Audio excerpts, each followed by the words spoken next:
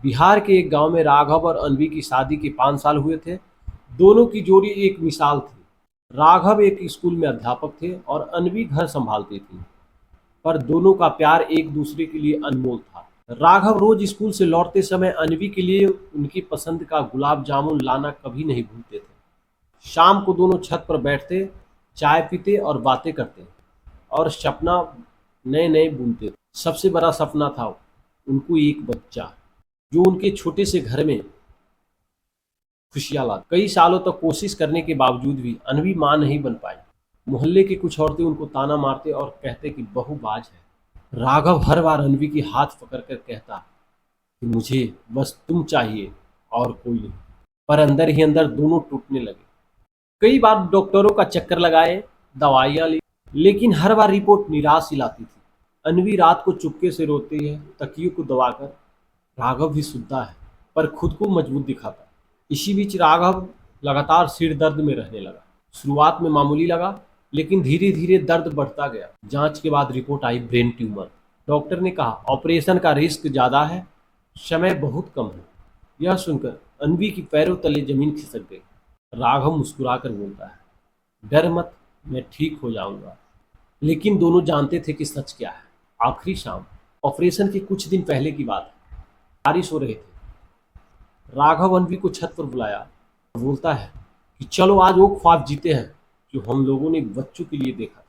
उन्होंने छोटी छोटी मिट्टी के दिए बनाए और खिलौने लाए और छत पर रख दिए, मानो बच्चों उनके साथ खेल रहा हो। अनवी की आंखों में आंसू थम नहीं रहे थे। राघव ने उनका चेहरा अपने हाथों में लिया, मुस्कुरा कर बोला, तुम मजबूत हो, मेरे बाद अपनी जिंदगी मत रोको। एक बच्चा गोद लेना, उसे मेरी कहानियां सुनाना। अनवी बस सिर हिलाती रही। आखिरी लम्हा।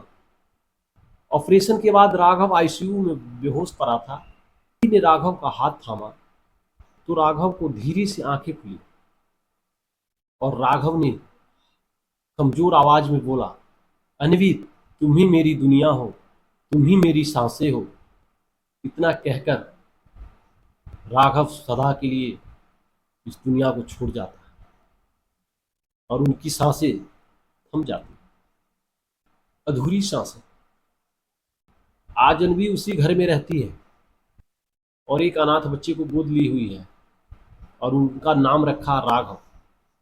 हर शाम वो छत पर बैठकर चाय बनाती है, बगल में एक कुर्सी खाली रखती है। बच्चा अक्सर पूछता है कि माँ एक कुर्सी खाली क्यों रखी है। वो बस मुस्कुराकर कहती है कि बेटा ये तुम्हारे पापा का जगह है। ये आसमान की ओर देखती है और उसे यकीन होता है कि राघव अभी भी इस कुर्सी पे बैठा है, उसका हाथ थामे है। दोस्तों, यह कहानी मुझे याद दिलाती है कि अपनों का सच्चा प्रेम कभी खत्म नहीं होता, चाहे जिंदगी कितनी भी क्रूर क्यों ना हो। अगर आपके पास अपना कोई प्रिय है तो आज भी उसे गले लगाओ, क्योंकि समय कभी रुकता नहीं है। इस कहानी के बारे में आपकी क्या राय है, कमेंट बॉक्स में जरूर बताइएगा।